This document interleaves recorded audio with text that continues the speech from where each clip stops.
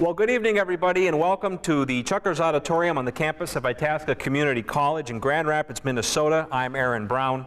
Tonight we present a gubernatorial candidates forum for the Democratic Farmer Labor Party of Minnesota.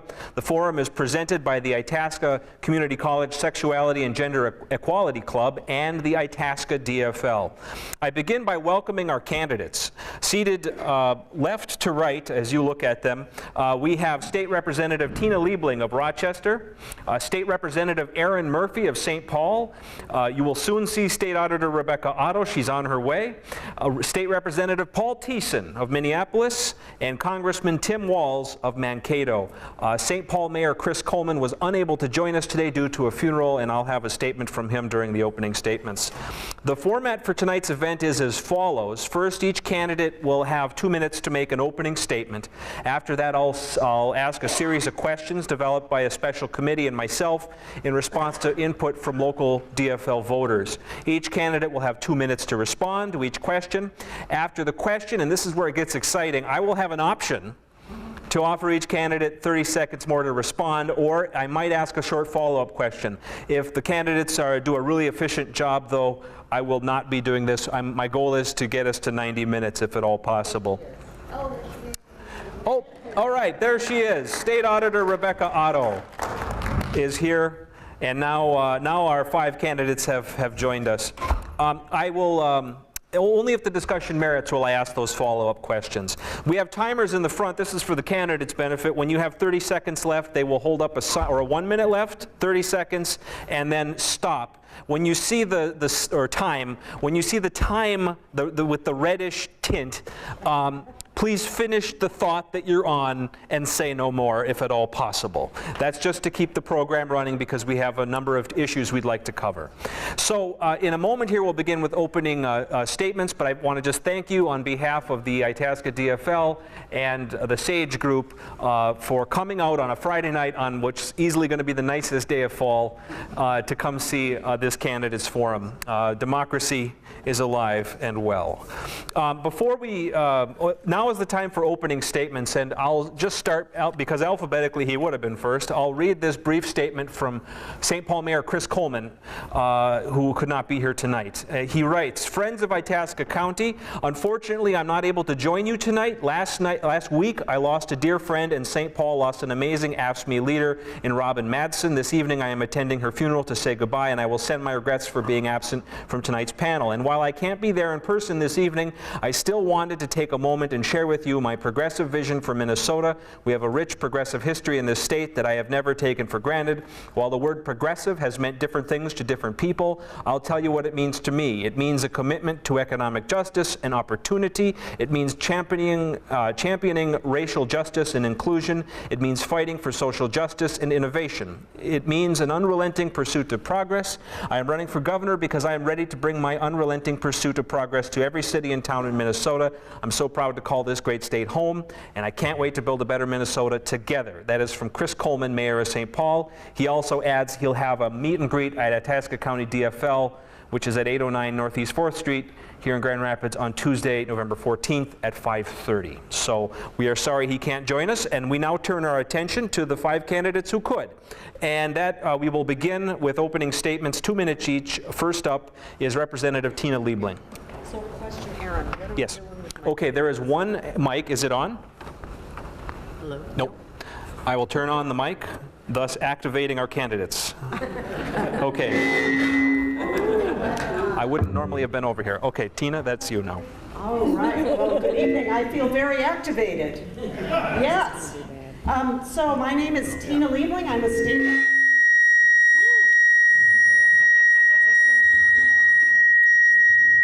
Like bad feedback. Bad feedback. That's okay. I think this is why they had the table further back earlier. Could we maybe have some folks move the tables back just a few feet? I'm thinking that's our problem. I'm looking at where the microphones and the speakers are. All right. I knew there was something we should have done, right? Okay. All right, just like you see on TV.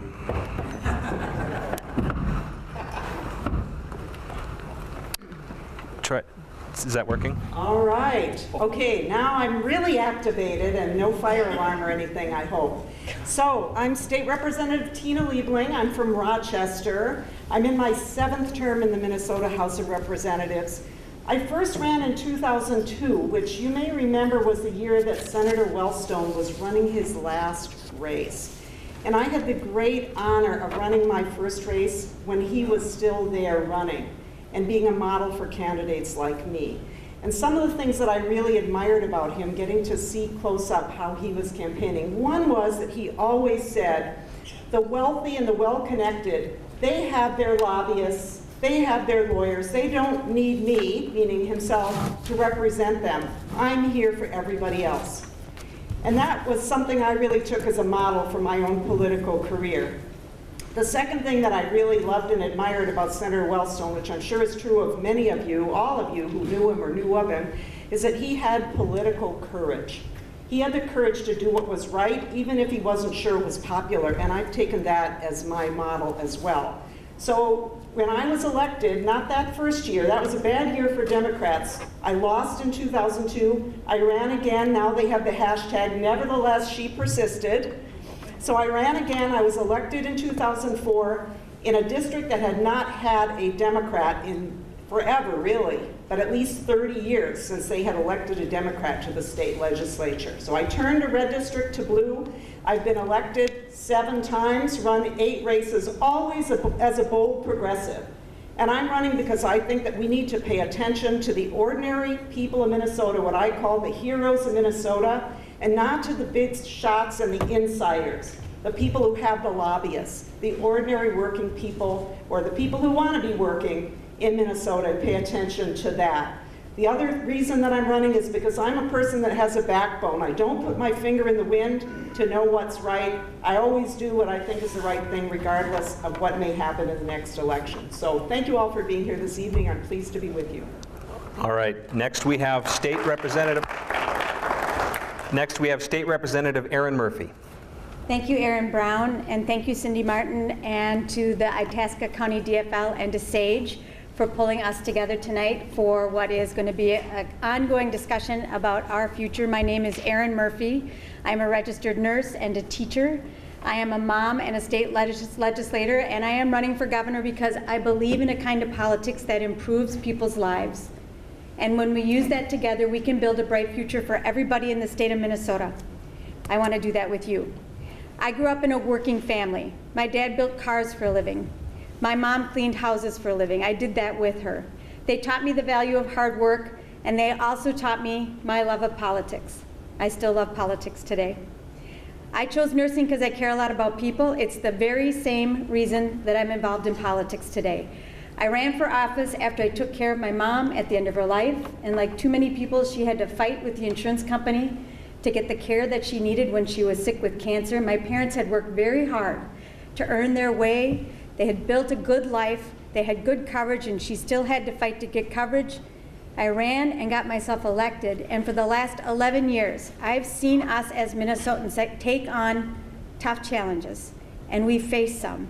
And I want to use that kind of politics that improves people's lives and build a bright future for everybody in the state of Minnesota. That's why I'm running for governor. I'm glad to be with you tonight. Let's get started. Next, we'll hear from State Auditor Rebecca Otto. Good evening. So great to see you. There was a car accident on the way up, and so we were stuck, and then we had to turn around and double back. But I am here, and I'm really happy to be with you. And Cindy, thanks for putting all the muscle you did behind this, behind having this great event tonight.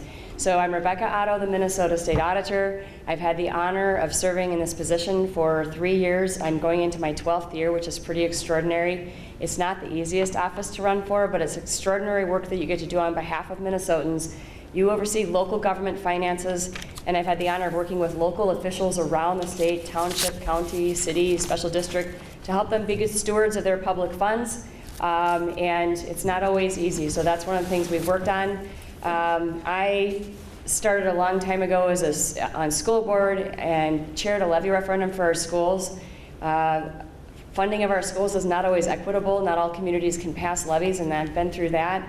I also served in the legislature. We actually, as Democrats, got me elected to the legislature in Michelle Bachmann's old state Senate district when she was in the Senate. So if you want to talk tough politics, that's some pretty tough politics, but we won by 11 points in 2003 after we had lost Paul. And so and as state auditor, I was an Otto who beat an Anderson by the largest margin in 112 years against an incumbent state auditor. That's kind of cool in Minnesota as well. I'm running for governor because I'm running against what I call the politics of unfettered greed. And I'm running to make sure that we are focusing on the politics of the common good, because that is a Minnesota value. We care about each other, and that makes us pretty special, and is why I love our state so much, and I look forward to the debate tonight. Thank you. Next, we hear from State Representative Paul Thissen. Well, thank you. Also, I want to thank the Itasca DFL and SAGE for putting on this event tonight, and for all of you for coming out to listen to us. Hopefully it will educate you and inform you a little bit by the time you go home tonight. I grew up in Bloomington, Minnesota. My folks were both public school teachers, and taught me a lot of things about life, obviously. Taught me about hard work and about the importance of getting a great education. But the thing they most taught me was their behavior. They were super involved in the community. They were involved in church and in our school and in lots of things. But they also made sure that my sister and my interests came before theirs. They sacrificed to make sure that we could get ahead. And to me, that really is at the heart of what I believe our politics ought to be about too, and really what kind of motivates how I think about the work that I've done for the last 15 years in the legislature. Because I think most Minnesota parents kind of agree with that, and I think most Minnesotans agree with that sense that we ought to pay it forward, that we ought to be making sure that things are getting better for the next generation. And I think we've lost that in Minnesota too much. We don't make decisions based on that the way we used to in this state, and I think we need to get back to that. And I think it's something that can unify us all across the state. And it's not just paying it forward to the next generation, but it's also paying it forward down the road to the next town. When they need help, we should be willing to step up and make that help. It brings us together as a state. The other thing that really drives my politics is I fundamentally believe there's no measure of success that matters except if you actually get something done. You know, there can be lots of talk and lots of debate and lots of argument, but if you don't actually deliver for everyday people, it doesn't matter. And in my career, the thing that I've prided myself on is being a legislator and a leader who actually delivers and gets stuff done for ordinary people. And that's the kind of governor I want to be for all of you as well. And I think in these times, that message and that credibility and that idea that we actually can come together and get something done is going to resonate across the state with Minnesotans. The last thing that's important to me and how I like to think about politics is it doesn't just matter what happens in the Capitol, but it's governing with people, and that's the principle that I've always led by, and I'm done, so I'll turn it over. Thank you. And our final opening statement comes from Congressman Tim Walz. Well, thank you, Erin, and thanks to the DFL and SAGE for what you've done. I'd also like to point out Senator Tom Saxog is here. Thank you, Tom, for your service. And Mike Sundin is here. We'll get him when we come back. Okay. Yeah. Sorry. You can give him a couple 10 more seconds. We're going to give him 10 more seconds Okay. to get on there. No.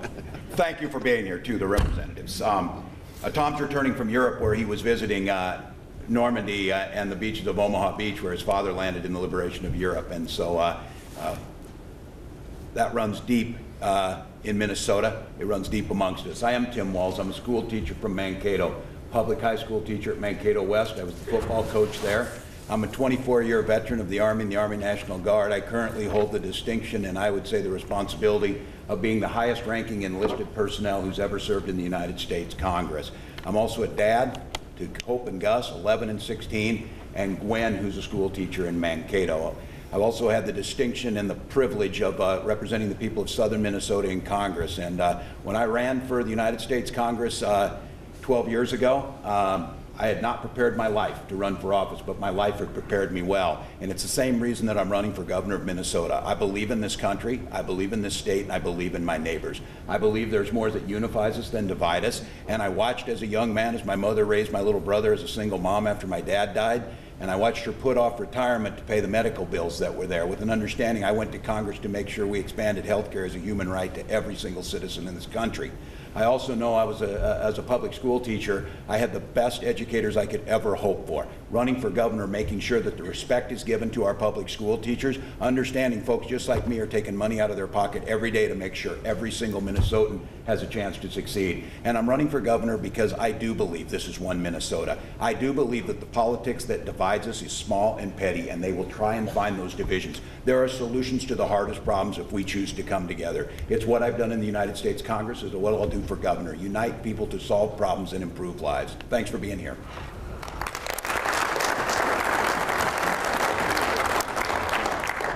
Thank you, candidates. We will now move to the questions. And note, as I ask a question, I'll begin, it'll start with Representative Liebling, and then each subsequent question will start with the next candidate so that different people go first every time.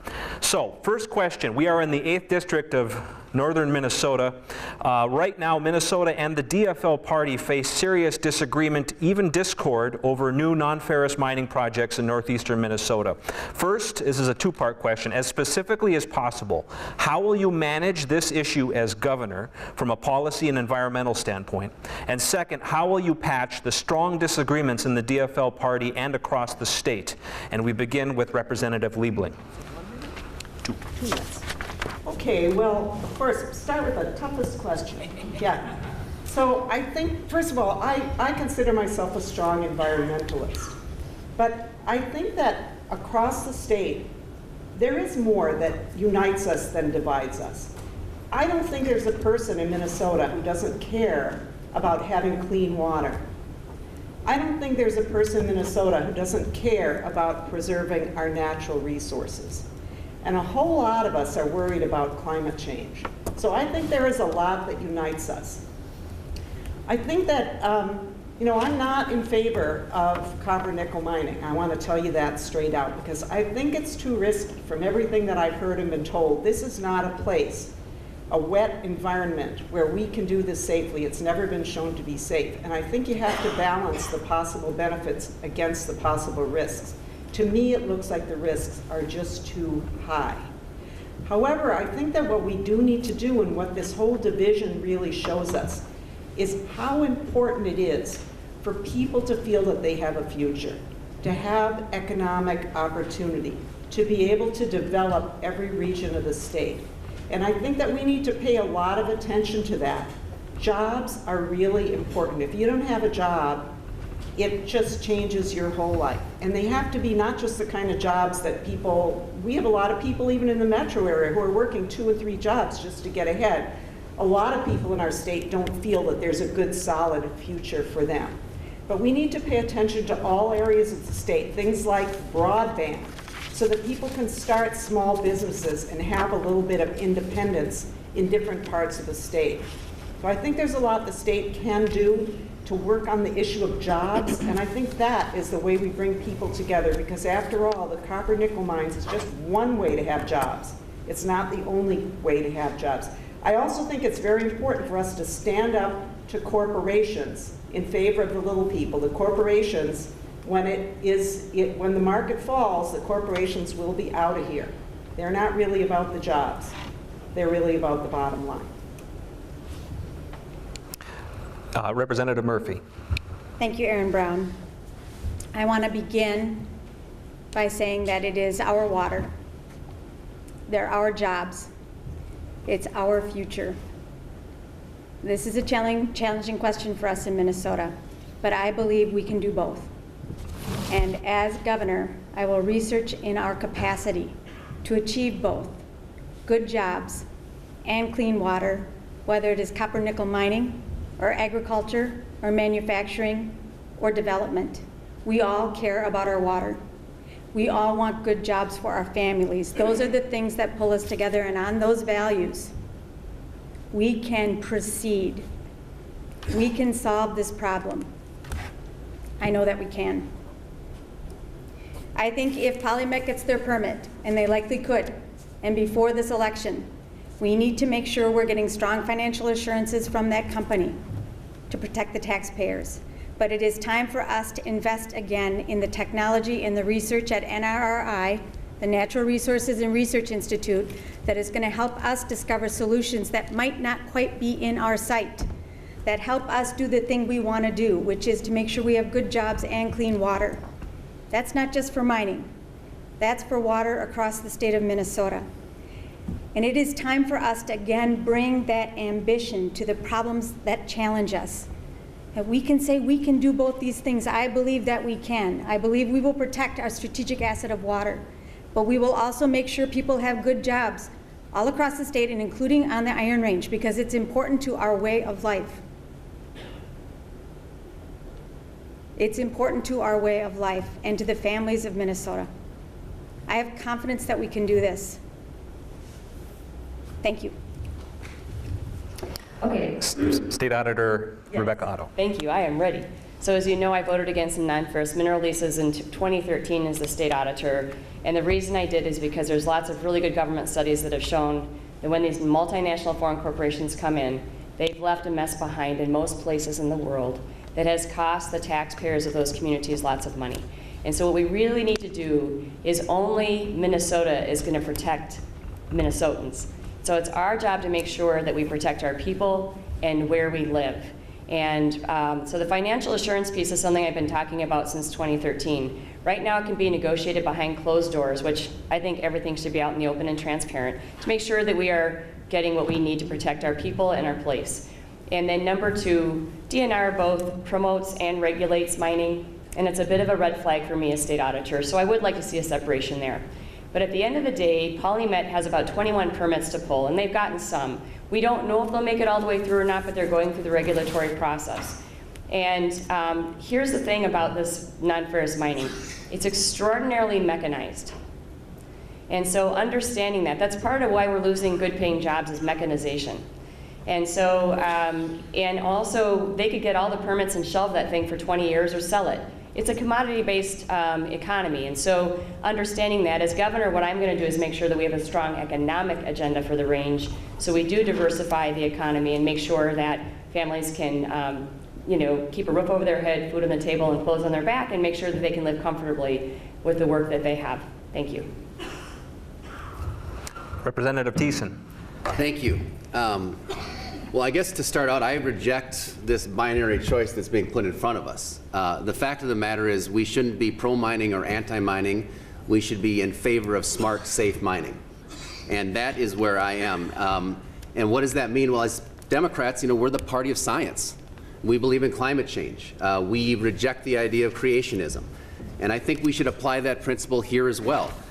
You know, we are a state that absolutely values clean water, and we have set very high standards for our water permitting and other permits, including permits to mine. We need to let the experts with the experience do their jobs. And if the experts determine that a permit can be issued for this mine, the governor should not stand in the way of that. That is where we should land. There's a couple other things I think are important to mention about this, though. We should not short-circuit the process, and I would reject any attempts to short-circuit the process. We need to let the process play itself out. I agree on the financial assurance. That's probably the biggest challenge we have, which is part of the permitting process, and we need to make sure that that financial assurance is in place. We need to do a better job of enforcing the permits that actually exist. So when this permit is issued, I will make sure that our state agencies are actually enforcing that permit to make sure that this mine, if it is permitted, stays up to the highest levels and standards. And we need to actually move much more aggressively to keep the wealth. This is Minnesota Minerals, to keep more of that wealth here. It should not be going all to Canada or Switzerland and Argentina. You know, we need to change the way we tax these minerals to make sure that we can do that. One last thing that I want to talk about, though. People talk about these jobs on the mine and that they're only going to be there for 30 years and what's the worth of that. In 30 years, someone can get that job, can get married, can have kids, can raise and educate those kids, can see those kids have babies and become grandparents themselves. This is a career for a lifetime. And anybody that's going to minimize that or diminish the idea of the importance of these jobs, we should not be doing that as Democrats, and I fundamentally reject that notion. Congressman Walz. I'm the second Democrat in 125 years to win southern Minnesota. I ran on full marriage equality in 2006. I believe it's a woman's right to make her own health care decisions. I believe in climate change, and I am a strong supporter of your right to collectively bargain. There are 10 rural Democrats left in America.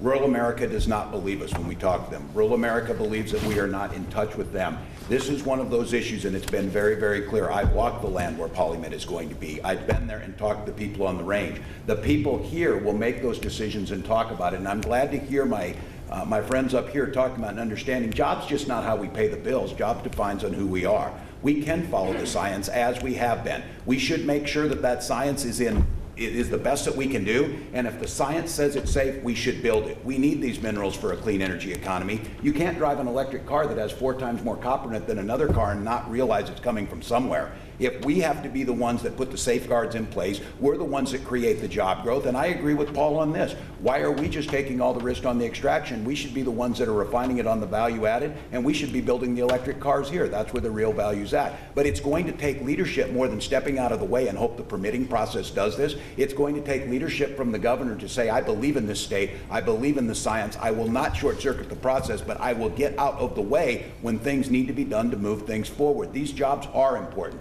These jobs are careers. These jobs do define who we are, and I believe that we have that capacity. We're going to have to show that. It is no different than agriculture in southern Minnesota, clean water and buffer strips. And you're gonna have to have someone who can bring people together. That's why the corn growers support my candidacy for every time I run in southern Minnesota, and so does the Sierra Club. We can get this right, we can use the science, and we can move it forward. Quit telling people they should diversify into something else and start listening to more what they're telling us. All right, it's a hot topic. Would any candidate like 30 seconds more on it? Yeah. Yes. 2 things. Understanding finance is absolutely critical to being governor.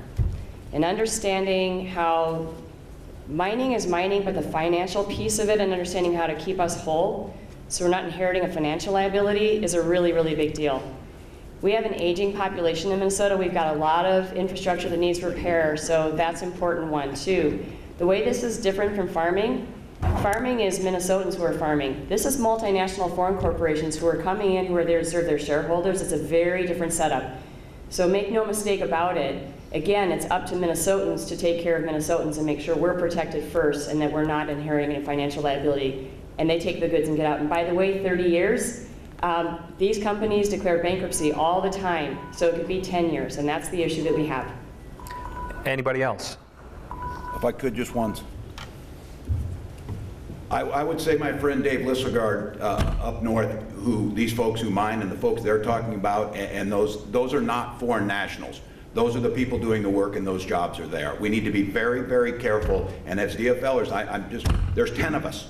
10 rural Democrats left in America. We need to listen to what people are telling us, and it doesn't let us sell out our values to do that, but we need to understand that the cultural issues and the intensity of communities are there. No matter what that economic activity is, it's as much cultural as it is economic. All right. Any other candidate want to crack at the 30-second follow-up? Okay, we will move on. Starting with Representative Murphy, what do you see as the role of the state, especially the governor, in ensuring health care for all Minnesota citizens? Health care is a human right. That for me is a statement as a citizen, as a nurse, and not just as a political framework. I believe that single-payer health care is now. It is time for us to move forward and lead here in Minnesota like we did 25 years ago when we passed Minnesota Care when I was a baby organizer with the Minnesota Nurses Association. I propose that we use Minnesota Care as the vehicle forward and not rely on the Congress who is struggling to get much of anything done, but instead use a Minnesota law, a Minnesota program, and allow anyone to buy into Minnesota Care. But that by itself is not enough. It is time for us to contract directly with providers and with systems and move the health plans out of the way. I don't know if anybody was reading the news this morning, but Medica has moved $120 million. They just got reinsurance funding from the federal government. We spent almost $900 million of surplus funds to shore up health insurance plans in the state of Minnesota. They took their reserves and sent them to a for-profit subsidiary. The health plans in Minnesota are showing us their hand. They are not partnering like they used to. They're not bearing risk like they used to. They want us, the taxpayers, to bear the risk. So let us contract directly with providers, doctors, nurses, hospitals who know better than health plans how to deliver care and improve outcomes for people, especially people with chronic conditions. I know we can do this. I was here when we passed Minnesota Care. It's tested, it's trusted, it works across the state of Minnesota, and it is time for Minnesota to lead again so that people who are sick can count on care when they need it. That is what I will do when I am your governor. State Auditor Otto. I recently released what I call Healthy Minnesota, and it's part of my Renew Minnesota vision. So I have a statewide vision. It's going to have 5 parts. My website is RebeccaOtto.com. It's actually very robust, and it really provides a clear plan for Minnesota to go from where we are today to a universal, publicly financed, guaranteed, affordable healthcare system where if you are a Minnesotan, you are covered, period. And that is where we need to get to.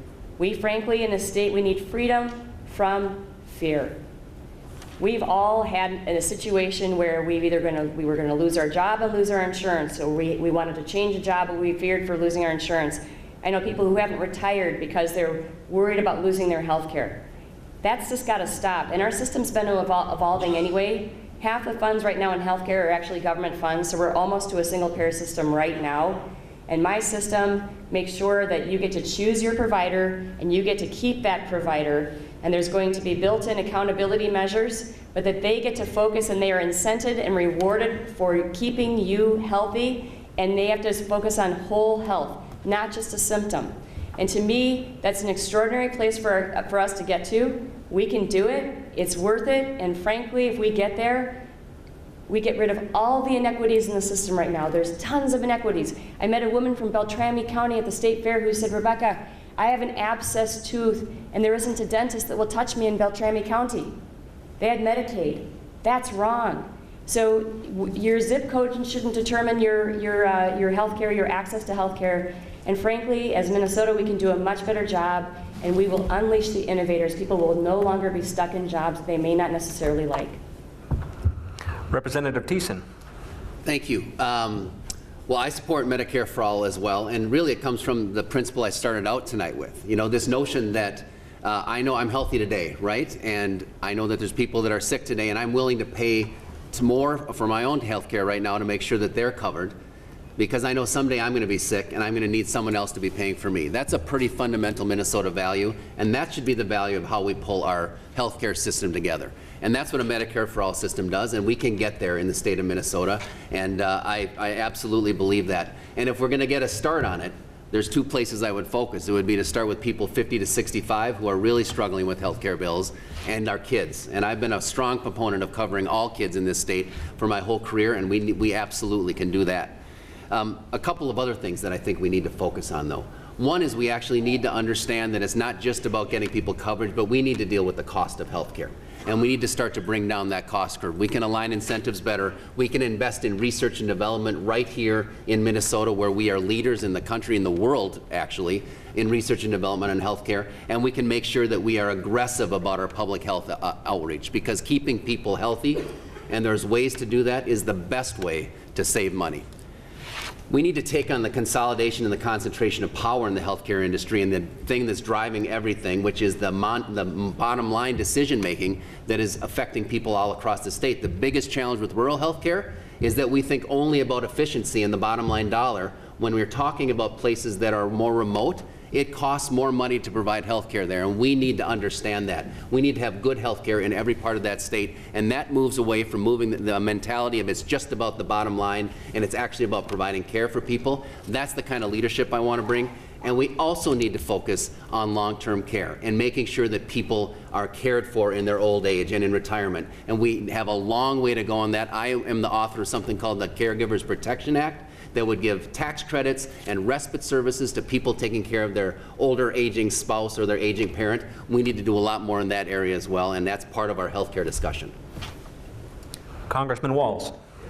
Well, I'm proud to sit with a bunch of folks up here who clearly state, and they do, that healthcare is a basic human right. That is a premise that changed dramatically with the passage of the ACA, which I'm proud to have voted for, and I'm proud to have voted to protect it 72 times.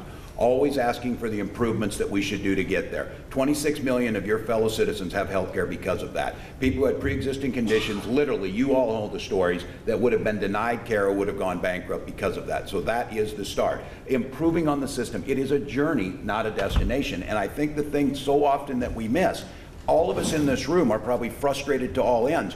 Why is it so hard to understand that if you get people proper health care, and as Paul said, focus on the front end, it's much cheaper to prevent diabetes than it is to treat it. It's much easier if we do research dollars where we have the University of Minnesota, the Mayo Clinic, others, to invest in solving Alzheimer's instead of trying to figure out how we're going to pay for it after the end. Those are the things Minnesota should be doing. But what I would say, this issue of rural health care, we were up in International Falls today with 100 veterans dealing with rural health care. In the VA system alone, if we were able, we have 45,000 unfilled vacancies. If we were to hire every single graduate in mental health care treatment, psychologists and psychiatrists, that would only fill 75% of the positions that we need there. So when we're talking about this, aspirationally, everyone wants to get to a point where we get the insurance companies out of the way who add nothing to health care while simultaneously covering our citizens. But we have CHIP. The Children's Health Insurance Plan is expired right now. We're going to need leadership in the state of Minnesota that has the capacity to bring folks together. And that's going to mean bringing your Republican neighbors in, who I do not believe are so cold-hearted they want children to not get health care, but that's what the politics are doing right now. And change the way we look at the politics, change the coalitions we build, see compromise and coalition building as a solution, and we can get to this one. This one makes sense. The next governor, and as your governor, I will bring them together to do it. Finally, Representative Liebling. So I've been a supporter of single-payer health care for many years, And I think that's the way we need to go, getting the insurance companies out from between patients and healthcare providers. But doing this is something that's not going to be easy, and we know it's really tough right now with Trump in the White House and Republicans controlling Congress. But one thing that Democrats, I think, have made a mistake at sometimes is that we compromise with ourselves before we fight for the things that we know will really be good for people.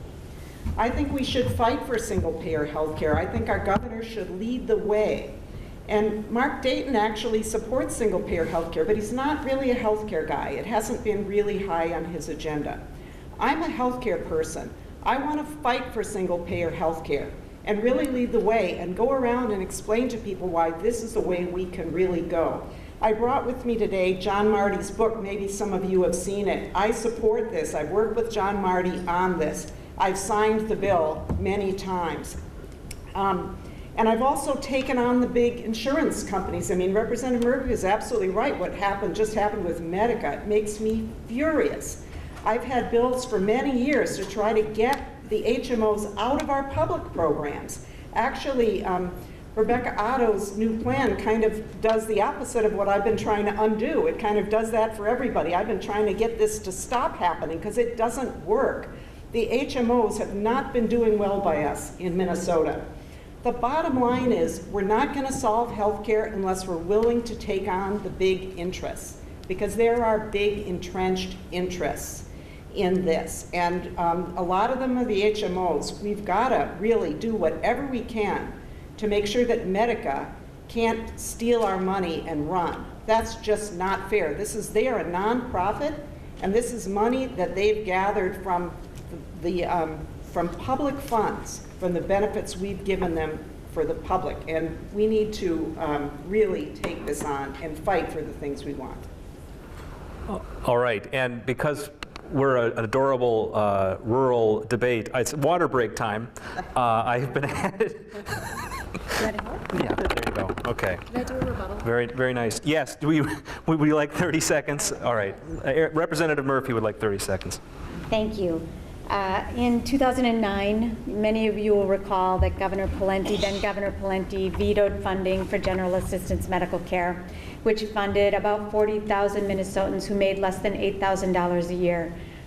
They were chronically ill in many cases. It was a very expensive program, and Governor Pawlenty wanted us to reform it on a dime. And I went to the Speaker of the House then, Margaret Anderson Kelleher, and said, we should fix that. And she said, go do it. I was in my second term. It was kind of a big issue for me. And I found strange bedfellows that came together around that idea, because when we think about health care, we want to make sure people get care. But we also remember that our hospitals and our clinics are good employers. And this is an important issue for our economy. There were people in my caucus who said, I don't know that anybody's really going to care that much about those people in GAMC. But when we started telling the story to the people of Minnesota, Minnesotans said, yes, of course, we should make sure the people in GAMC, those people are getting care in our hospitals and clinics. And I worked as the author of that bill with members of the Senate, with Matt Dean in the House, and with Governor Pawlenty, and found a solution that was the way that we were able to expand medical assistance after the passage of the Affordable Care Act. We have the capacity to find solutions that solve problems for the people of Minnesota, even the hardest ones. I've got that experience. I've got the heart and the head for this one. Okay. I just want to talk about just for 1 moment, since my plan was mentioned. I would strongly recommend that you take a peek at my plan. The insurers don't get to be in the middle anymore. They don't get to do pre-authorizations. They don't get to decide what coverage you get or don't get. That is between the provider and the patient. And my plan makes that a sticky relationship so that doesn't get broken anymore. Long-term relationships with your provider provide for better health. And so, and mine works out the cost, because what we're doing right now is not sustainable on a cost trajectory. We must get control of costs, improve health, cut out the waste, and we can absolutely do this. It's not hard, it's simple, and it's important. All right, anybody else on health care? Representative Liebling? Okay. Microphone down here, there you go. Okay.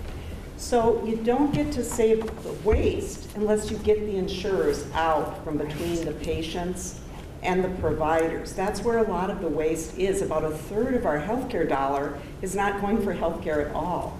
So yeah, single payers doesn't solve every single problem, that's for sure. But we need to do, at least fight for real single payer. We may not get there, you know. In politics, you have to compromise sometimes. And I like to tell people the way you know I can compromise is that I've been married 32 years to the same guy. And in fact, he's here today, and today's our anniversary. I just wanted to get that in. All right. All right. Do we need anybody else? Okay. And congratulations on your anniversary. Moving on, Minnesota's economy has thrived in recent years, but people here in Itasca County, and it's true in neighboring counties as well, have not enjoyed the same economic expansion. What will you do to ensure that Minnesota's economic prosperity reaches places like this? What are your rural priorities? We begin with State Auditor Otto. Yes. So we do not have equality of opportunity, and I heard that rather than launching a speaking tour in January, I launched a listening tour. We had 36 different community conversations, and one thing was very clear: equality of opportunity is not there across the whole state, and so there's a couple pieces. My Healthy Minnesota plan will actually unleash the innovators in our state. You don't have to stay in a job you don't like anymore because you're going to have health and you're going to get care, period. So that is going to change that'll change a lot of things for a lot of people. We'll also bring innovators into the state. We have a great state. We have great people. We have intellectual capital, so we're a good place to do business. The second piece is that I've got my Minnesota Powered plan, and it's the greatest economic opportunity we've had in a generation. They are good paying union jobs.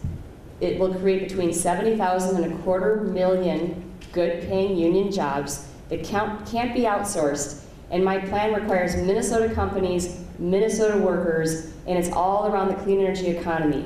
And I'm not raising taxes. We're going to raise a carbon price. We're going to send you checks, Minnesotans checks. You're going to get about $600 a year, but they're going to be quarterly. Family of 4, $2,400. You're also going to have access to clean energy tax credits.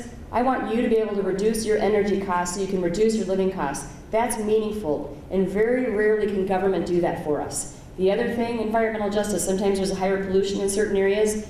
We will be burning less carbon because we're going to move to that actually cheaper and free forever energy, not fossil fuels. And we can do this. This will empower you to be able to make these changes. And so anyway, I have a really strong agenda. I'm also going to be focusing on bioeconomies, biomanufacturing. There's some really exciting things we can do around that. And so you keep an eye on my website, RebeccaOtto.com, to see my things as they roll out.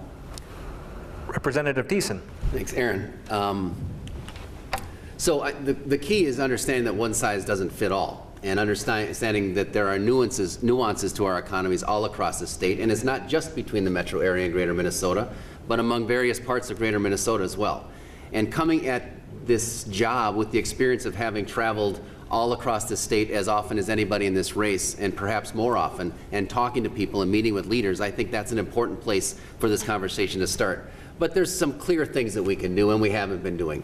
We need to invest more in infrastructure, transportation infrastructure, absolutely, but also broadband infrastructure. I was proud to be the Speaker of the House when the House led the way in starting the broadband grant program in the state. We need to put many more resources into that to make it real, but that's something we can do. We need to get rid of some of the obstacles to economic growth and job creation.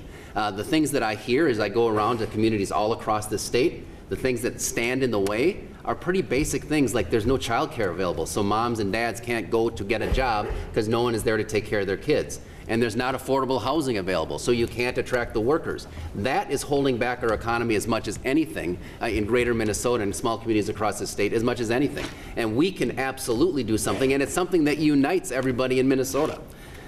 We need to think about the boom and bust economy in certain places that are based on extractive resources. And we can create a new social contract, social compact in the state, where the benefits that you're getting, the health care benefits, the benefits about sick and safely, paid time off, those types of benefits are going to be guaranteed for anybody. And a wage assurance benefit, where that if you lose a job for a period of time and you have to take a lower paying job, the state of Minnesota is going to say, you're still working, we're going to make up the difference in your salary for the time you're gone.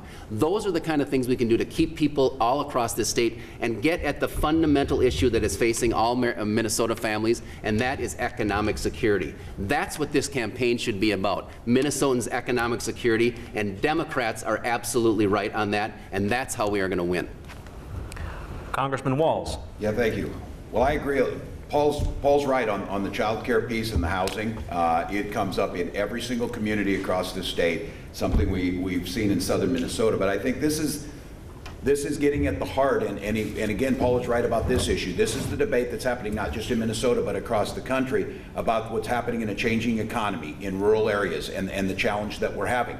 We as a state do possess the capacity to do this. This idea of dividing us and playing upon those fears and playing upon people who were left behind after the recession has been something that our Republican colleagues have traded on. The thing is, though, they cannot govern, and they have no plans for it. So when we're talking about southern Minnesota, it is infrastructure, and it is broadband infrastructure, and it's highways. But the reason the highways are not being done in rural Minnesota is not because we're building transit in the Twin Cities. It's because Republican legislators are unwilling to invest what's needed to be done. Our communities and our folks out there know this. They want what's right for their kids. And as an educator, I can tell you what, we need to start thinking when we talk job training and education. I worked as a high school teacher, and we assumed that every single one, I wanted whatever a child wants to achieve, we want to get them there. But there's multiple intelligence and there is nobleness in jobs that are out there that we are bypassing. We're acting like every one of them is going to go to a four-year liberal arts college. Well, down in Fairmont, Joe Brown, the superintendent down there,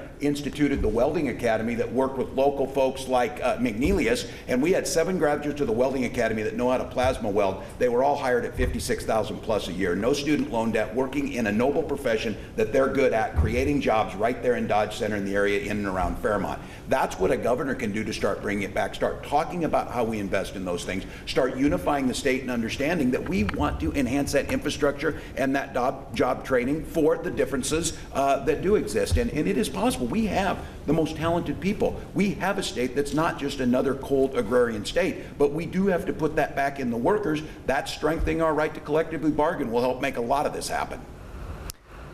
Representative Liebling. So I really do believe that Minnesotans are hardworking people and they don't want to hand out. What they want is conditions that allow them to pull themselves up. And I think this is true across the entire state.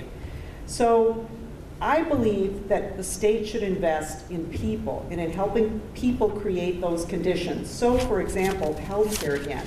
Healthcare is an economic issue, and that's been discussed here. I won't go into that too much, but not only is it an economic issue because of the cost out of your pocket of getting healthcare, but healthcare is also good business, that we need to have hospitals around the state and clinics around the state, and those are places that also create jobs.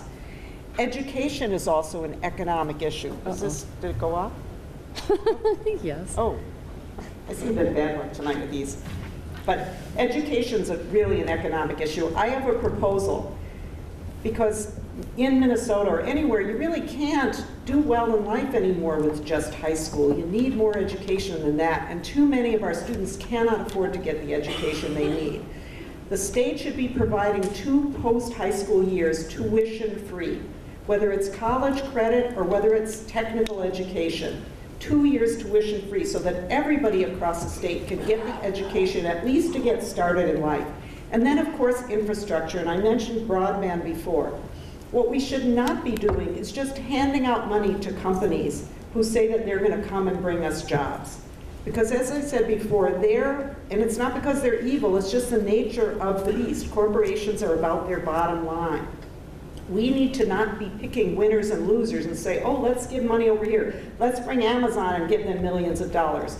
No, I believe that if we invest in our people and give our people a chance to pull themselves up and be educated and be healthy, that businesses will want to come and stay. And that's been our formula, actually, for many, many years, and I think it will continue to be. Representative Murphy. Thank you, Erin Brown. And before I begin, I want to say hey to my family who just got here a little bit ago, Lynn and Brian, who are all the way in the back. They own a resort out on a lake just nearby here. And I'm so glad that you decided to come. And you can talk, too, about the economy in greater Minnesota, right? I woke up this morning in Tower, Minnesota, and had coffee and a scone at Sulu's. And if you haven't been to Sulu's, you should go, because the scones there are awesome. I talked with the city administrator, the city clerk, she said, and she was talking about the hardest part of her job is when she has to assess new bills for water. And their water infrastructure in Tower is antiquated. And they are, hoping to continue to invest their local property taxes to fix that antiquated infrastructure, but it's going to take them time because it's not a very large community. That is happening all over the state of Minnesota. I was the author of a bill for Curry, Minnesota. In Curry, southwestern Minnesota, they also have antiquated water infrastructure, and they're on a long waiting list to get that funded because they can't pay for it out of their own tax base. Across the state of Minnesota, there's between $11 and $13 billion worth of work to do in the state to our wastewater and drinking water infrastructure. We value water.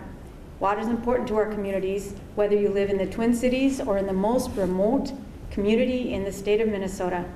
And we should invest through bonding, and I would say every year, to make sure that we are spending the money we need to make sure we have access to clean water and wastewater across the state of Minnesota. They're good jobs. They're skilled jobs. They're jobs that will last a long time across the state of Minnesota, and it's something that will bring us together. So when we think about rural Minnesota, we have to think about all of us together, and that's one way I think that we can build jobs and continue to grow our communities across the state. Okay, thank you, candidates. We're going to move on and hope that my battery lasts in this microphone. Education is a core function of the state and a major item in the state budget. How would you ensure an excellent education for all Minnesotans while maintaining consistent funding that local school districts can count on for planning purposes? And this question begins with Representative Thissen. Thank you. And I'm glad I get this question because it probably is the most important question that we have in the state, and it's how our state has been built, investing in education, investing in our people. But we're going the wrong way on it. I remember several months ago now meeting a woman this last spring in Mora, Minnesota, and she came up and she was in tears because she had 2 kids in the high school and was having to make a decision about which of her kids could participate in activity because the school activity fees had gone up so much that she couldn't afford to have both of the kids participate. That kind of choice is a choice that no Minnesota parent should have to make. I can't imagine as a parent myself having to make that choice. But that is where we've gotten in education in this state. I will tell you, when I started in the legislature in 2003, the funding levels then compared to today are 10% lower. We have never made up for the years of deficits that we had for the first decade of this century. And that fact is, I think, the fundamental thing that ought to be driving us. As the next governor over the next 4 years, I will make sure that we get our funding back, not just that we increase funding every year, but that we get our funding back to the year that I started in the legislature, so at least I can leave that legacy. And if we did that and had 10% more funding for all of our schools, we could be making a huge difference. And not just in restoring the basics. What we need to get after is an education that is expansive, that has technical education and arts and sciences and all of those things, so that people can be educated, and also has civics education, so that we have people graduating from high school that actually understand how our electoral and political process works. And we can't do that without resources. The last thing that, I'm sorry, I'm getting signals that I need to do that, so I will now. The last thing that I would say is that the way that we get there is by balancing our budget. What the Republicans did this last year by passing a huge tax cut is they are sending us back into budget deficits, and we cannot get consistent education funding if that happens. When I was Speaker of the House, we balanced our budget for the first time in a decade, and we have been able to make incredible investments across this state. And as a result of that, we need to get back to that, have a governor that knows how to balance budgets and get that done, and I have done that, and I will do that as your next governor. Congressman Walz. Yeah, the radical idea for education is fund it. It does take resources, but make the case to our neighbors of what those investments mean. We know that for every dollar we put into early childhood education, it returns us $12 over the life of that child in terms of productivity, less uses of social services, or God forbid, the criminal justice system. As a public school teacher, what I can tell you is one of the main things that a governor needs to do, and we've seen it happen in this state over and over again, is defend the profession. Defend the profession and be there for them. Make sure that we're making the case that these are the most important people in our children's lives. And be very clear, the peers to those public school teachers are those folks who are doing early childhood education. It is very difficult to try and recruit those people and retain them when we're not willing to pay them, when they're trying to make ends meet. We can do some things as governor in that regard to make sure we're doing tax credits, to make sure we give businesses the opportunity to start making sure those parents have an opportunity to have their children in the best ready for K programs that we can get, and then move forward. But I can tell you what we cannot do. We cannot allow our state to be divided like we're seeing, where we have referendum after referendum in some of our rural communities just trying to get the roof fixed. And then they drive by and they see suburban school districts with dome stadiums and turf fields on them. And folks are taking that angst and trying to divide us on it. What Minnesota always has done is, either it's through local government aid or for equity in funding of education, is making sure that every child's there. And the thing that we continue to miss in all of these debates is we have to have a governor that can make the case to the broader population, who can make the case to folks that this is in the best interest of those rural communities and get them on board. That's when change happens. If we continue to limp along and go back and forth and expect if we just can edge out the Republicans, we can do everything we want. Hell, California has super majorities in the House and Senate and a governor, and they can't get single payer done there. They can't get some of the things they want to be, because we as a nation need a governor who's going to lead to bring people back to what these investments mean in their lives. They are not selfish, but they want to make sure that it makes sense to them. I'll do that as your governor. Next is Representative Liebling. So one of the first things we have to do to make sure that we have adequate funding for education is change the way we do our state budget. Because now this is a little bit dry, I know, but it's really important, because when you hear those budget figures, we're counting how much inflation affects the money that we expect to come in. But we're not counting inflation in what we expect to pay. And this impacts education most of all. So our budget pretends that if we just give education the same money it got last time, that it's not a cut. But because inflation is a real thing, health costs cost more for schools and heating costs more for schools every year, it is a cut. So we need to change the way we budget so our budget reflects reality. So if you remember, in this last cycle, it was, whoa, we have $1.65 billion surplus. If we counted inflation, over $1 billion of that would have been gone. But not doing this honestly allows people to believe that we've got money that we can spend on tax cuts and other things and not fund education properly, and that's why it falls behind. We need to redo the Minnesota miracle. That's where the state paid more of education costs, and it was not on the property taxes. When it falls on the property taxpayers, it's really difficult because a lot of people really can't pay anymore. It should be more fair. It should be on the income taxes and the other taxes that are more by how much you make. So if you're more wealthy, you're paying more. And I want to echo what's been said too about early education. I think that we should expand early opportunities. We should have them in conjunction with our schools. So, and you know, the Republicans say, well, that's just childcare for people. Well, you know what? It would help a lot of families, whatever you want to call it. It's good for the kids. And it's good for the parents too, because childcare is far too expensive and it's far too hard to find. So I think this would be great for our state. We should do better in early childhood and definitely put more money into our education system. Representative Murphy. Thank you, Erin Brown. It is our obligation in our Constitution to make sure that all of our kids get a high-quality public education. It's our job, and we are not quite doing the job. Whether you live in Nashwauk, or you live in Cleveland, Minnesota, or Eden Prairie or St. Paul, our kids should all be getting an excellent, high-quality education, and I've spent a lot of time in our schools, and it isn't the case that everybody's got that opportunity.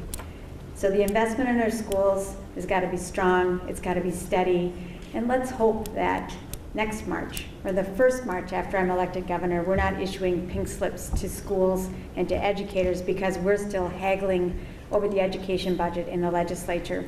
I was in Waban a couple of days ago. I've been up north for a few days.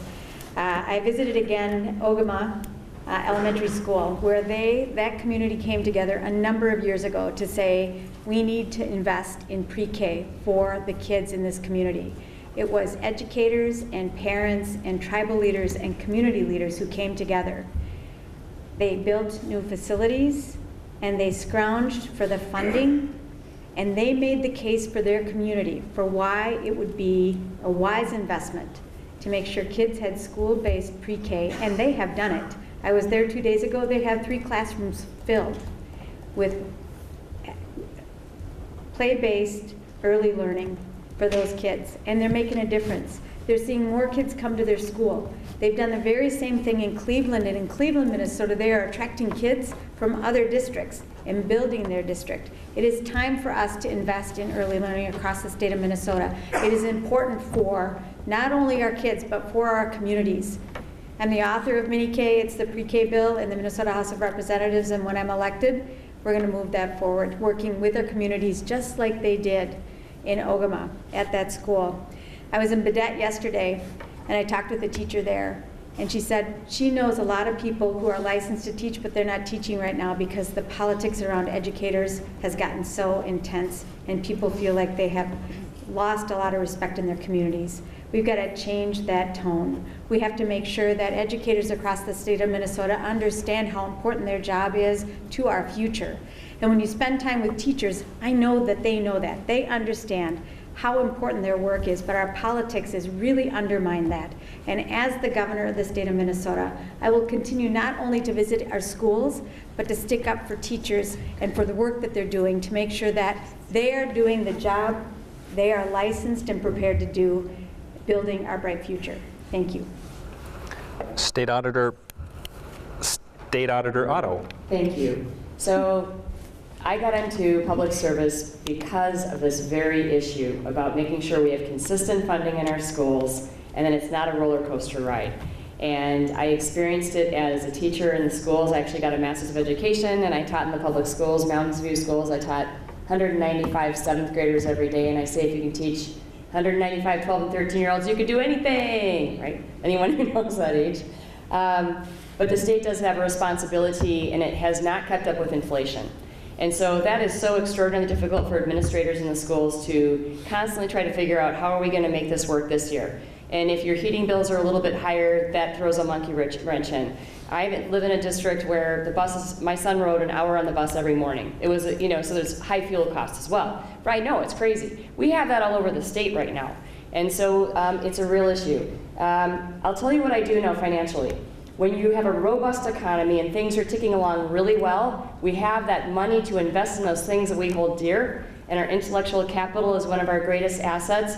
And so what I'm doing is, from my state auditor perspective, is making sure that we're doing all that we can to make sure we have a quality of opportunity and a robust economy so we can invest and we can make sure we're funding our schools and make sure that it's keeping up with inflation. Because there's nothing worse than us communities having to let go of a beloved teacher or someone who was really beginning to gain skill because they had to cut the budget. The other thing is my Healthy Minnesota plan is another really big piece. If we can get this done, universal, publicly financed, guaranteed, affordable health care, where we actually wring out the cost because a cost trajectory is not sustainable right now, imagine what that'll do for our schools' budgets. It's going to be extraordinary. It'll be meaningful. Because the largest part of cost for our schools and government generally are the people that do the work.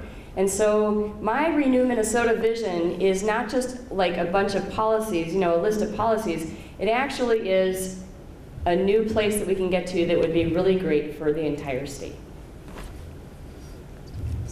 Can I just... Okay, yep, we want to follow up on education.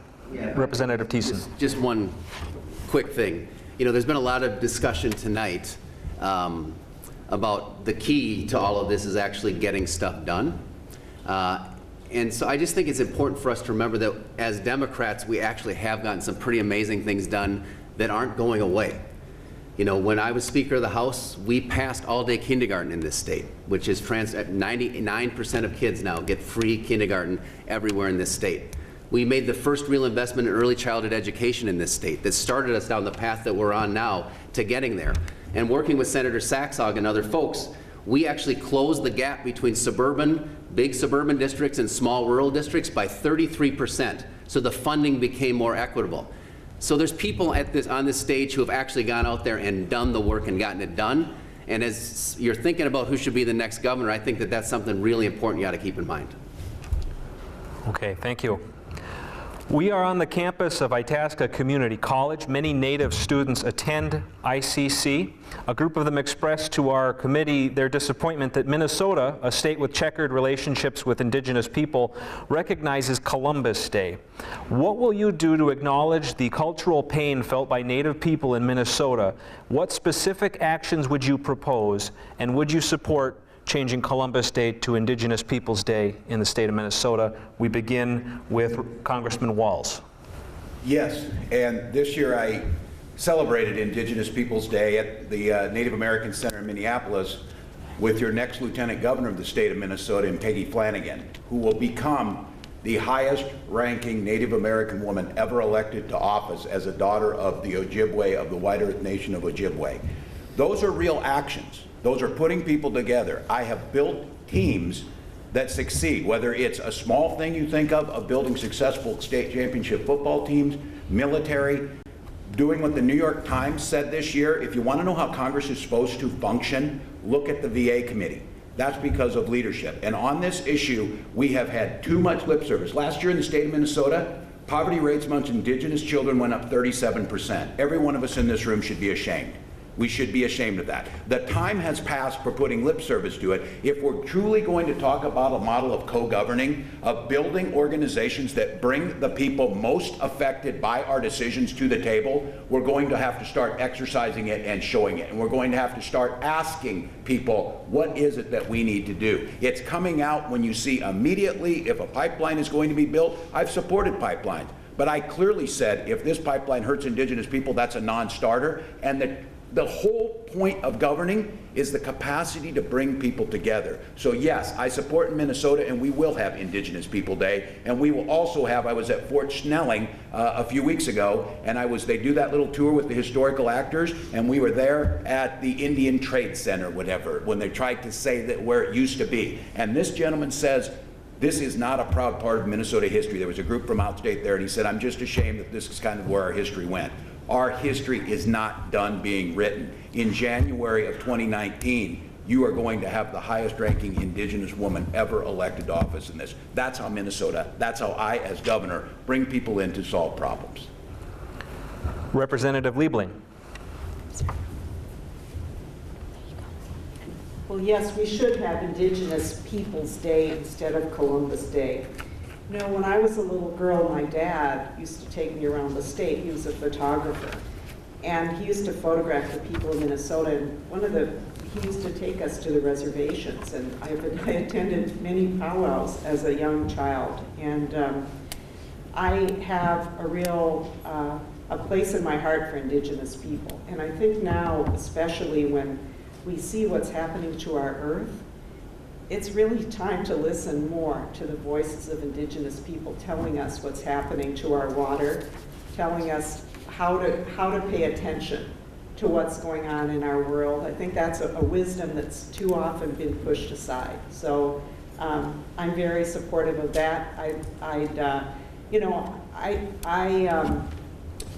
Our Indigenous people are sovereign, and sovereign tribes, and so I don't want to say, oh, I know what you need. I think that we need to listen to them tell us what they need.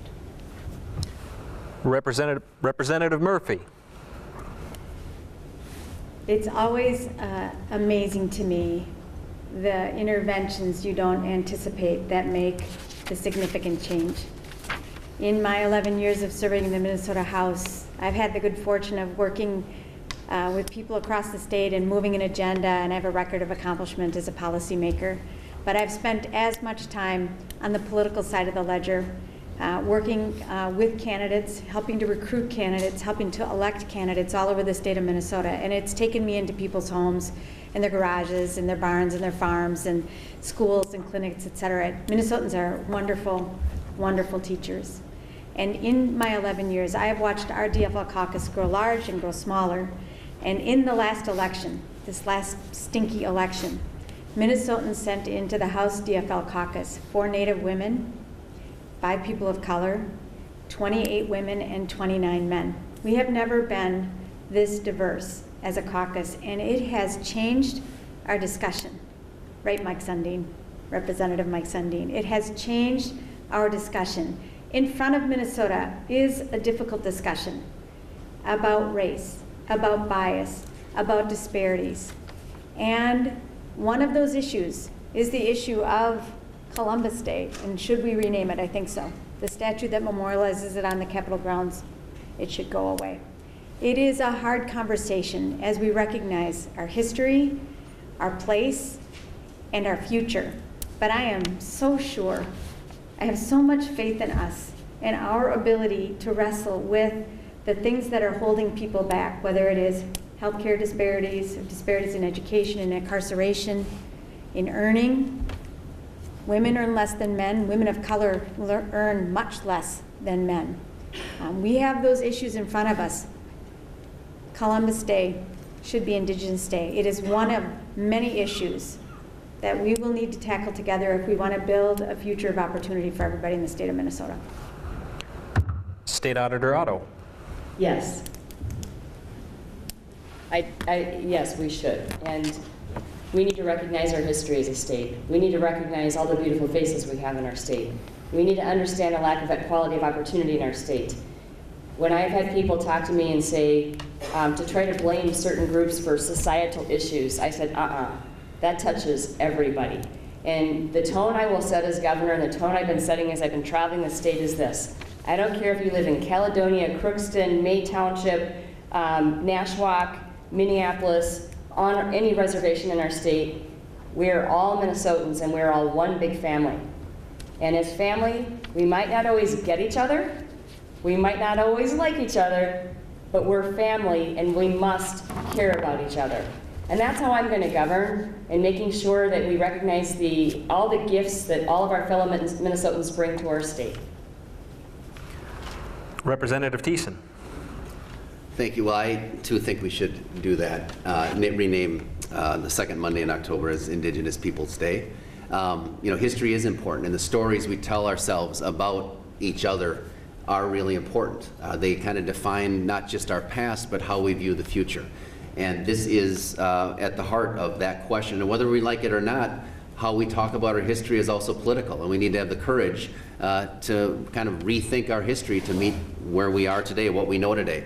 Over the last couple years, I've been working on a different project outside of politics down in the Twin Cities to get the Twin Cities named UNESCO City of Literature, because we have this great tradition of that as well. And over the course of those conversations, what has emerged is this amazingly powerful discussion about how so many voices in our community, you know, we think of what F. Scott Fitzgerald and Garrison Keillor, I suppose, but there's so many voices who are authors and writers and poets whose voices aren't being heard. And they have stepped up now to take the lead on this effort. And the point of their effort is really to say, we need to lift those voices up and have the institutions available so that they can be heard as well. And it's been a really challenging discussion because they talk about the erasure of their history, the erasure of their personality, the erasure of their own existence. I mean, it comes down to as fundamental as that. And that's why this issue is so important, because when you have that happening and that starts to play out, just think of what that means. And we've seen this in our native populations for years and years, the anger and the pain of years and years of being undervalued and being persecuted continues to play itself out today in addicted, higher rates of addiction and in poverty and in all of these things. It's not just about what's happening in the economy in that area. It is a legacy that has been left with them. And if we're not willing to step up and acknowledge that and start to unerase that history again, we're not going to make the progress we need to make to close those gaps. And so absolutely we should do that, and I would strongly support it. Okay, thank you. Well, if we're keeping on schedule, and that was my goal, this will be our final question of the night. And the way we've structured it, it will also allow you to make a closing statement. So there's a degree of difficulty here. DFL voters may agree about most issues, but they often disagree about priorities. While all of you have expressed many ideas to address the issues tonight, which one issue will be your biggest priority as governor? And after answering that, and please do, you have the rest of your time to make a closing statement. And we'll do this actually in the reverse order of the opening statements. So we'll start with Congressman Walz. Well, thank you, Erin, and thank to all of you for being here. Your commitment to your country, your state is commendable that you're here and engaging. The healthcare issue has to be solved. People, if they don't have healthcare security, everything else is secondary to that.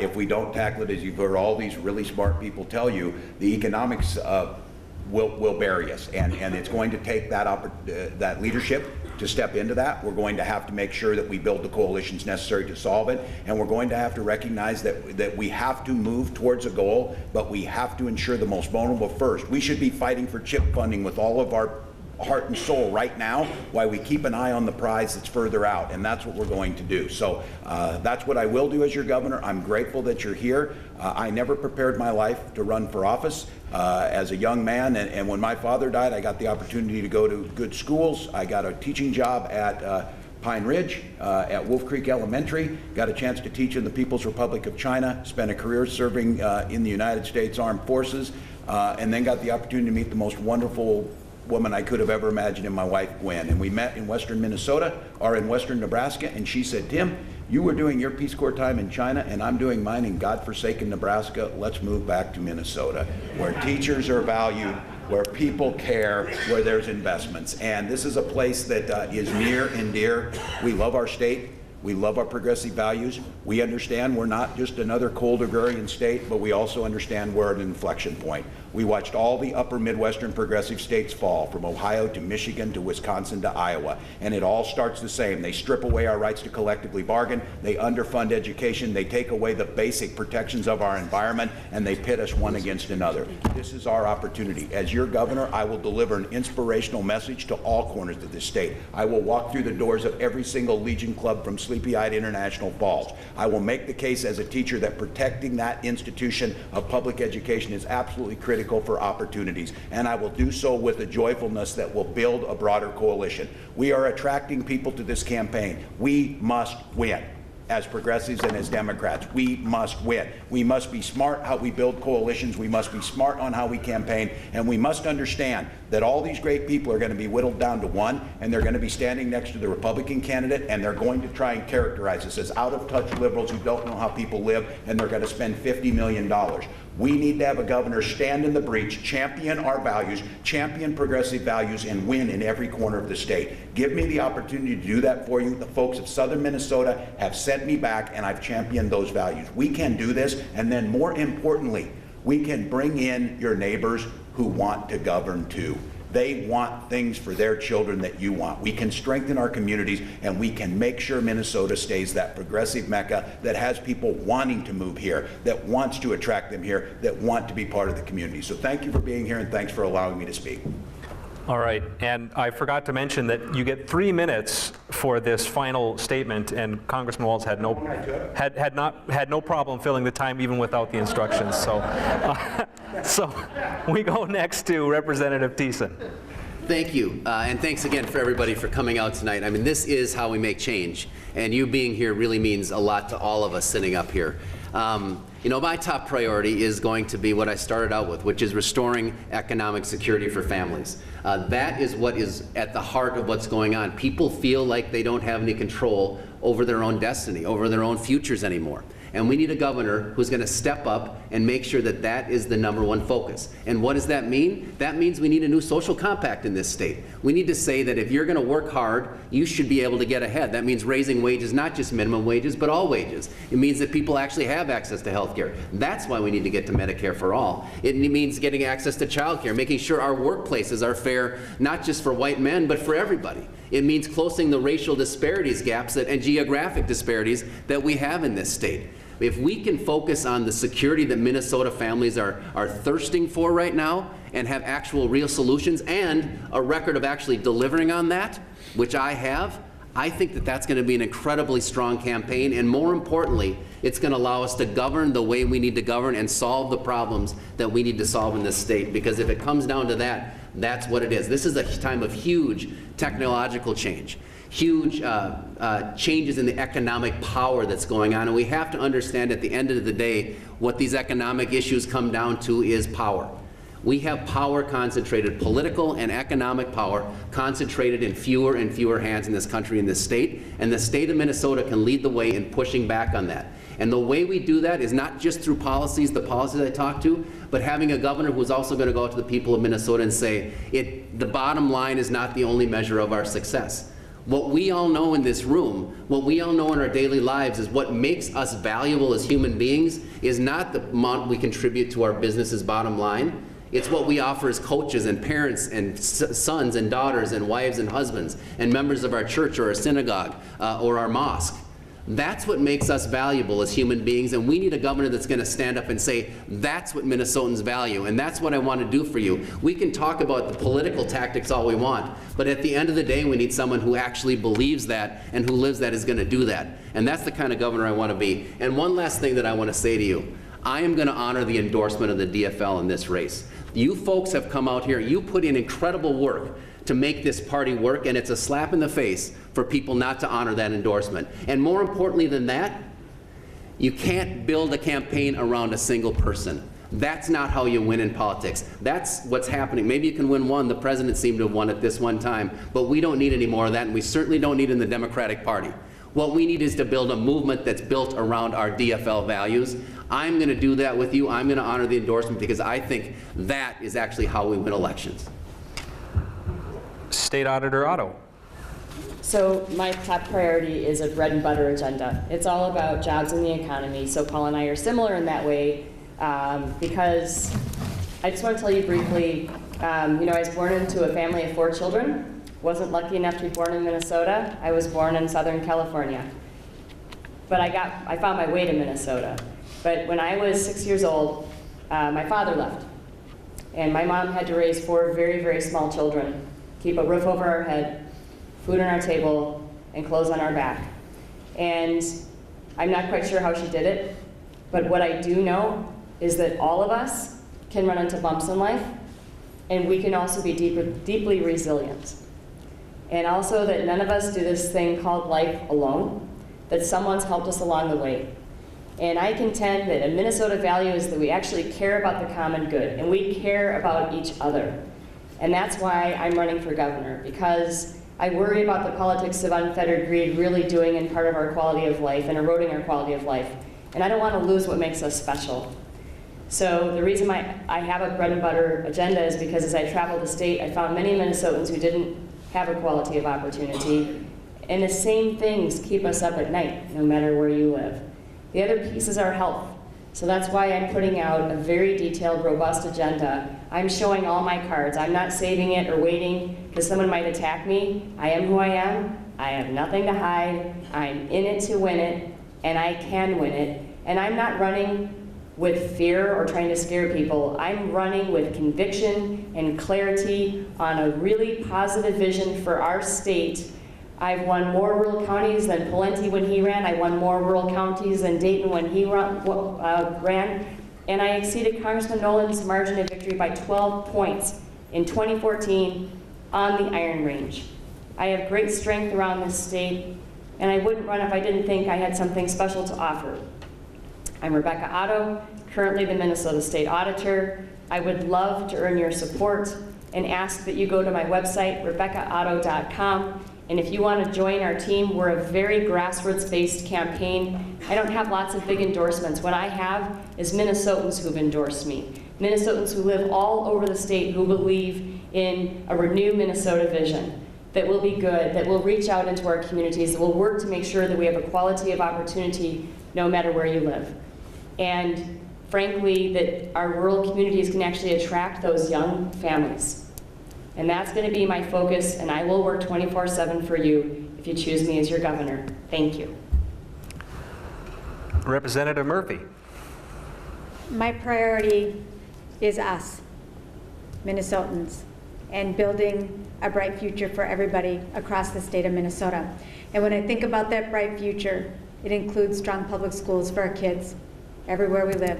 It means health care we can count on, and jobs that support our families, like my dad supported us when he worked at the GM plant in Janesville, Wisconsin. I think it is important for us to dig in on the stuff that's hard, and I believe we can, whether it is advancing a rural renewable energy economy across the state of Minnesota, or tackling those racial disparities that I was talking about a little bit earlier. And let's recognize across this country that the tools of our democracy, whether it is collective bargaining or organizing, our constitutionally guaranteed right to peacefully protest. The ability of local elected officials to set policies for the people who sent them to office. And access to the ballot. And just 2 weeks ago, the Republicans who are running for governor all stood up and said again that they would like to do voter ID, which is a voter suppression effort. The tools of our democracy are under attack in this country, and if we lose those tools, we lose our capacity as people to build a bright future for us. That's our job. That's what I learned at my grandmother's table. They believed in politics, and I do too, and I have a lot of faith in us. I am married to somebody named Joe Faust, and he started painting houses back in 1980. Joe is the pessimist to my optimist, and I love politics, but he's angry. And when I ask him how come he's angry, he says, our company almost went under in 2008, in 2009, in 2010 during that recession. And really nobody on Wall Street paid a price, but we did. Our kids were in college and we had saved money for their education, but it didn't go far enough. They borrowed money and they have debt.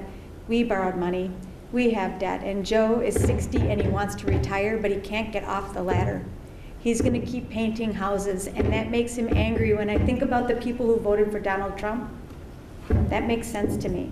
And gratefully, Joe didn't vote for Donald Trump because that would be a problem at my house. But I understand why people feel left behind in Minnesota's great economy, and it is time for us to listen again and work to make sure that everyone's got a real shot at opportunity. There are people who are telling us that we need to be cautious in this election. Let's not talk about things that are too hard. I say let's stand up. Let us stand up for an honest, progressive vision, because that's why people come to the ballot box and vote for us. And when we talk about our future and a vision for our future, That is how we build the support to move an agenda that builds a bright future for everybody. I'm Erin Murphy. I'm Irish, I'm calm, but I am a fighter. And when you elect me as your governor, I'm going to fight every single day for our bright future. Thank you so much for being here tonight. I hope to earn your support, your vote, and your trust. We could use a little more trust in our politics. Thank you very much.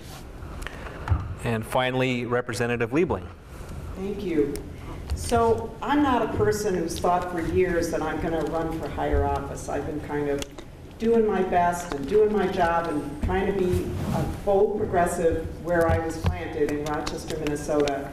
But after this last election, I felt I had to step forward. And that's because I'm the only one of all of us who supported Bernie Sanders. And it's not because I liked his hairstyle or because we're both Jewish. It's because I thought he had a program. I thought he was talking about the real issues. And I thought the real issues were resonating with people because it's really about what's going on in our economy. We have to talk about that. We have to recognize it. So I have some numbers for you. 77, 9, and 950. So 77 is the percentage of growth in the productivity of American workers over a recent 40-year period. 77% growth. Over that same period, wages increased only 9%. Only 9%. So where did all that value go? Well, the 950 is the growth in CEO compensation over that same period of time. So is it any wonder that people are feeling desperate? Is it any wonder that people are working 3 jobs just to get by? That students are coming out of school with huge debt and they can't find a job to pay it back? That people are worried about their retirement? This is really the issue we need to be addressing. Healthcare is a big issue. For me, I've worked on it for years. I think this is one of the ways to approach it, but all these other issues we've been talking about, education, infrastructure, these are all part of it. But the real bottom line is that we have to be really clear about whose side we're on. We have to be on the side of the people that can't afford to have lobbyists at the Capitol, that can't take a day off to come to the Capitol to argue for what they need. That's who we need to be thinking about when there's an issue coming up at the Capitol. And you know what? It'd be great if we could say, oh, let's have a different kind of politics. We're just going to bring everybody together. But that's not what this is about. This is about power.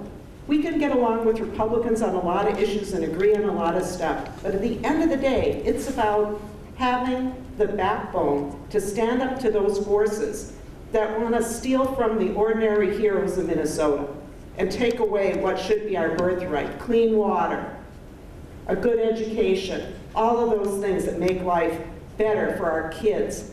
So that's why I'm running, because I have a backbone, I can't be bullied or intimidated, and that's what we need in our next governor. We have to be on the side of the ordinary people, because we know as Democrats we all do better when we all do better. And we have to make sure that Minnesotans know whose side we are on. So finally, I want to leave you with this. TINA, which is my name, stands for There Is No Alternative. So if you're looking for a bold progressive for governor, go to my website, tinaliebling.com. There is no alternative. Thank you. Okay, thank you. And